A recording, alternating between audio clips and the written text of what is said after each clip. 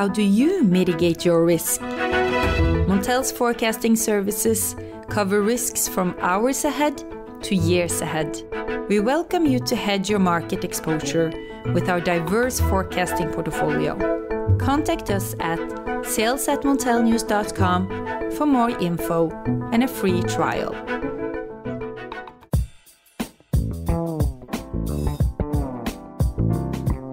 Hello listeners and welcome to the Montel Weekly Podcast, bringing energy matters in an informal setting. This week's pod takes a closer look at Italy and its decarbonisation plan. The country plans to fully exit coal by 2025, but how much of a role will gas play going forward in a country that uses as well as transits North African gas? Italy also has ambitious plans for hydrogen and for renewables growth. However, the expansion of green energy has often been painfully slow due to lengthy permitting processes and a lot of red tape. So here to discuss these issues with me, Richard Sverrisson, is Matteo Mazzoni of Snam, Italy's gas transit operator. A warm welcome to you, Matteo. Thank you, Richard, and thanks for having me. We first met about 10 years ago, right, Matteo, when you were based in Bologna, focusing on CO2, but now you're based in Milan and mainly focused on gas, isn't that right? Partly right, yes, it's right. It's been a long time. We've known each other, and I was at the very beginning of the emission trading scheme. And now I'm still looking at, obviously, everything connected to carbon and the decarbonization process in Europe and around the globe, but working more on trying to work on the infrastructure angle. So working for one of the most important gas DSOs in the world, and trying to help Italy and the whole European Union to decarbonize and reach the net zero target by 2050. Absolutely. I think, the role of infrastructure here is absolutely crucial. Can you tell us a little bit, first of all, Matteo, about the COVID situation in Milan and in Italy more general? Are things sort of improving? Are things coming back to normal? It is likely, let's say, higher temperature and the effort that we made over the past months is kind of breathing a new life all over the country. There is a will and there is a strong, attitude of trying to go back to normal and try to regain somehow the time that we passed inside. Luckily, the numbers, when we look at the COVID cases, are supportive. We hope that even, the speeding up of the vaccine will help to actually go back to some sort of normal life or something which is, let's say, more open than the past few months.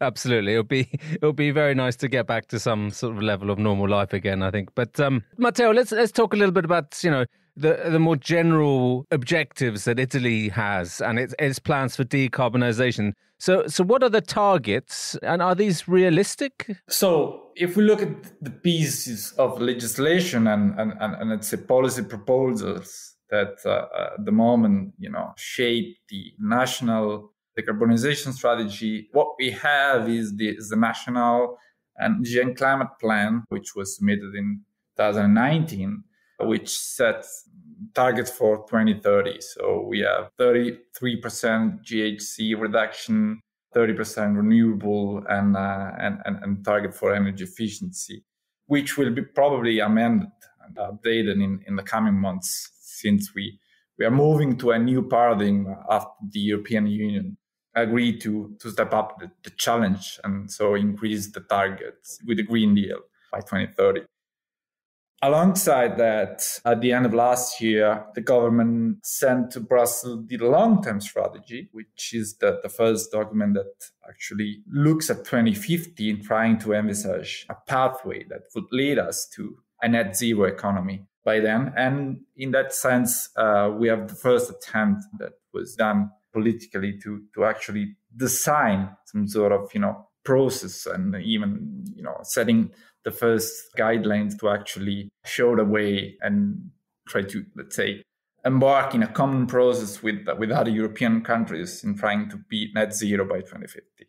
Another important policy proposal that was published last year, and we are now waiting for the final piece of legislation, is that the guidelines on the national hydrogen strategy, where the government set target of having up to 2% of final energy demand met by hydrogen by 2030, with target of having up to 5 gigawatts of electrolyzer capacity installed by 2030.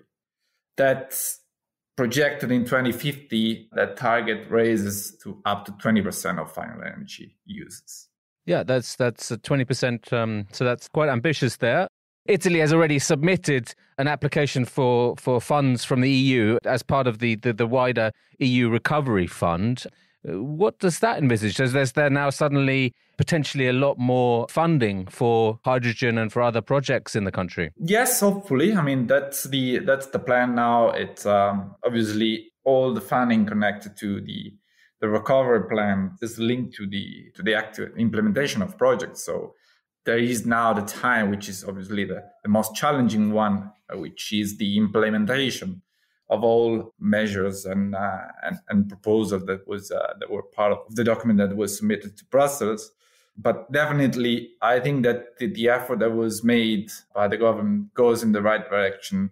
Sustainability and the energy transition are both a pillar of the recovery plan, as they should be, and it meets all the criteria, and also it sends the right message to private companies, investors, and the whole society that is where we should be focused on. No, absolutely. I mean, we recently reported on laws passed in Italy for just trying to speed up some of the permitting processes and to cut red tape. I mean, how do you see this going forward? Will this result in quicker uptake or quicker expansion of renewables, including hydrogen? I think that's the effort the government is carrying out at the moment. I mean, is phasing, and then what they are trying to do is very important. There is a need to streamline the whole authorization process and to spur the uptake of new investments. And as I said, the implementation part is always the tricky one, because there are a lot of things that can go wrong and can slow down the whole process.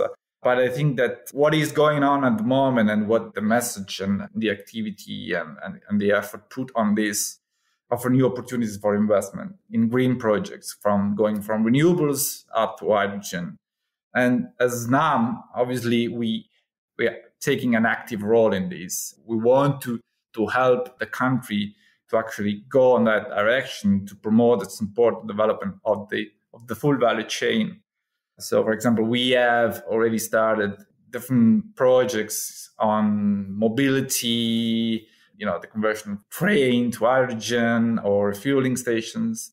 We work with industrial partners on hard to abate sectors like the steel.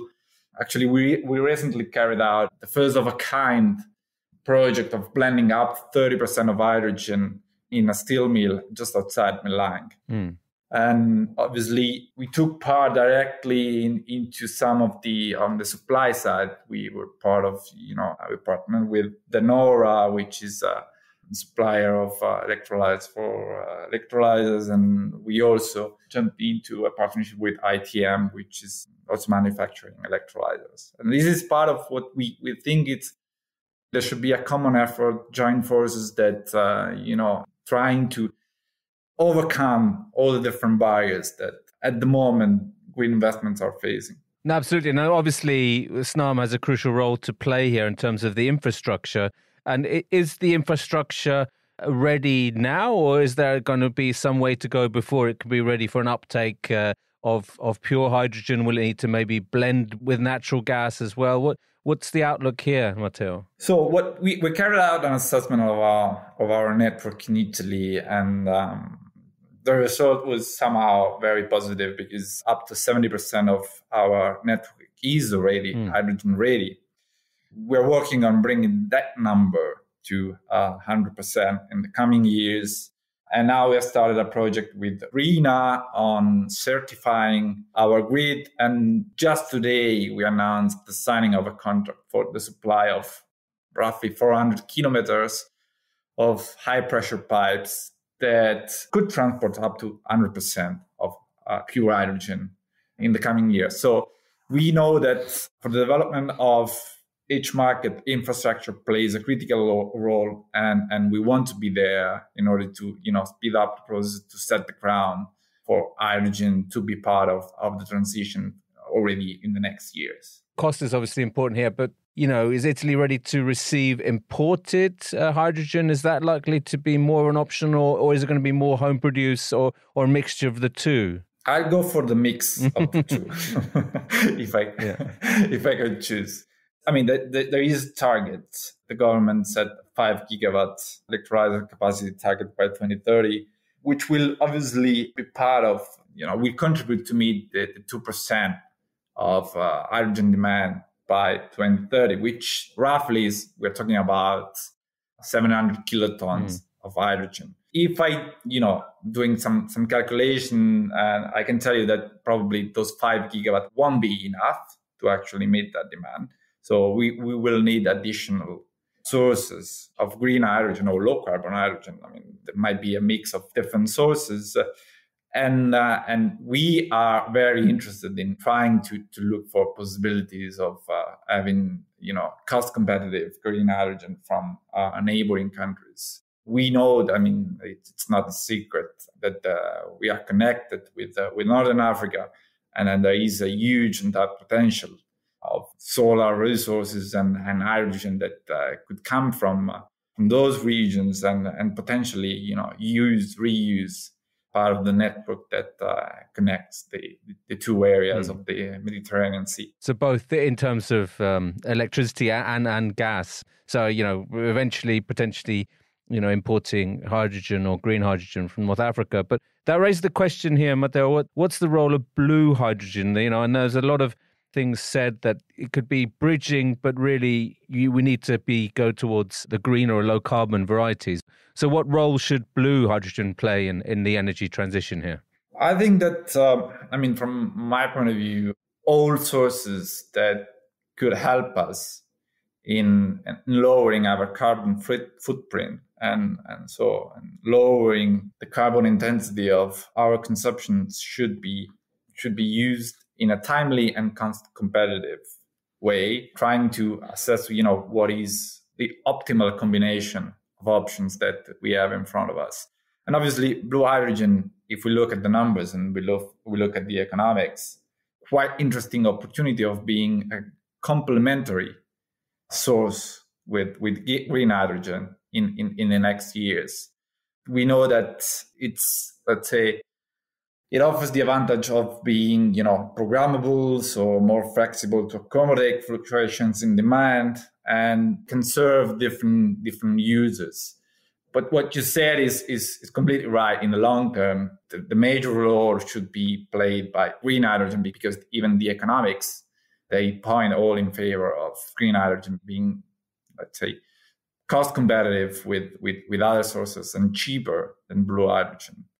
And on top of that, additionally, we need to consider that blue hydrogen brings about the CO2 storage component, which is not, so abundant everywhere. So it's sort of limit for blue hydrogen that, apart from social acceptability, which may vary country by country or region by region, but we know that the possibility to store CO2 is limited to a number of countries. So somehow this, restricts the number of countries that actually have that as a possibility, as an option, unless we see a future for shipping CO2 elsewhere.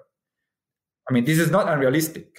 It's a possibility. If we look at some projects that already are under development in Northern Europe, this is far from being, impossible. But obviously, it brings another cost into that. Yeah, it is very costly, isn't it? That's the problem, and the social acceptability of it is also, even in Northern Europe, is quite it's not always there. But to stick with the discussion on costs here, that's the crucial part here. And you mentioned the economics of green hydrogen that will be there, but how long do we have until it becomes, cost effective, and what could be done to bring costs down? Are we talking, basically scaling up, or are we talking, some kind of subsidy situation or support in terms of carbon contracts for difference, or what is needed to bring these costs down so it can really develop beyond this sort of embryonic and this planning stage to actually materialize? Difficult question, Matteo, but yeah. I'll put you on the spot a bit there, but yeah. It's pretty evident that right now the main limit is the cost of electrolyzers. But we know that, and we have seen that with other technologies, that once you start scaling it up, once you start adopting it, then the costs come down pretty quickly, usually quicker than everybody expects. For hydrogen, we know that there is a sort of threshold, which is somehow positioned at 25 gigawatts of electrolyzer capacity installed worldwide. That is let's say, what is needed to bring the cost of producing hydrogen around $2 per kilo in most favorable regions. We know that in Europe, at the moment, there are already roughly 30 gigawatts of capacity, of electrolyzer capacity, which are part of national strategies. And roughly there are, let's say, 50 gigawatts of projects announced worldwide. So that threshold is already in sight. We know that we can actually approach and reach that $2 per kilo, which is somehow the critical tipping point to actually make hydrogen competitive against fossil alternatives. And as Snam, we are part of a consortium of a coalition of private companies called the Green Hydrogen Catapult, which has the aim of accelerating the scaling up and the production of green hydrogen in the next years, with the goal of having 25 gigawatt of green hydrogen projects by 2026. So a 50-fold increase in the next 6 years. So this is doable. I think now there are other companies that, let's say, along the whole value chain from suppliers to consumers. And looking at data and the renewable potential in Europe, I think according to the analysis that we carried out, we could approach the €2 per kilo by 2030 already in some part of Europe. And especially, if I look at Italy, south of the country is like the right candidate to offer such opportunity. And that level could be reached even sooner in solar abundant countries like the ones that I mentioned before. I mean, if we look at Tunisia, Algeria, Egypt, Morocco, the northern part of Africa, or even, you've read on news that in Saudi Arabia that they are already starting to emphasize to invest into hydrogen production facilities with the aim of bringing the cost down to $2 per kilo. I would say it will come sooner than everybody expects today. There is an effort that should be taken into account, and there are all the different conditions that should somehow be put in place in terms of, how you incentivize also the end users to actually switch from one method of producing and consuming energy to another one. Because obviously you don't just need, hydrogen to cost €2 or even less per kilo, and you need to change, production consumption facilities, or, even industrial facilities, which, as we all know, they have, cycles of investments, which are very stretched along pretty long time frame. So, but if the incentives are in place for these kind of industries to change their processes, then perhaps that should also help. But it's interesting. I think we'll see maybe this race to bring costs down to $2 a kilo is going to be interesting to see how it progresses, especially with a huge amount of projects in the pipeline. I mean, almost a day. We see several projects being announced almost every day. So not all are going to be successful. So I think it's a very exciting space. And I think it's, as we mentioned earlier, I think the role of infrastructure companies like Snam is of crucial importance here to distribute and to supply the green fuel there. But Matteo, if we can just finish off with talking about, so where does this place the role of natural gas and Italy's consumption of natural gas and the demand for the fuel going forward? I know that Italy has its plans to fully exit coal power by 2025. What kind of plans where does it see gas evolving in the same time frame? That's a good question. I think that the short to mid-term outlook is rather strong for nat gas consumption. If we look at the number of the first months of 2021, what we can say is that we have already shrugged off the falling consumption experienced last year. Demand from power gen is already back at levels seen in 2019, and is projected to remain quite strong in the coming years, thanks to the phasing out of coal, and also to higher carbon prices, which are somehow levelizing the cost of power across Europe. So the spread, for example, the spread between power prices in Italy and continental Europe is narrowing right now. So there is a natural tendency to favor local production, not always imported from neighboring countries. So this is rather supportive. If we look at other sectors like industries, the economic recovery is set to support industrial production, hence gas consumption. And an interesting trend, which I'm very curious to analyze and see how these unfold, is related to the change of working habits. As I said, I mean, the pandemic, forced us to work remotely.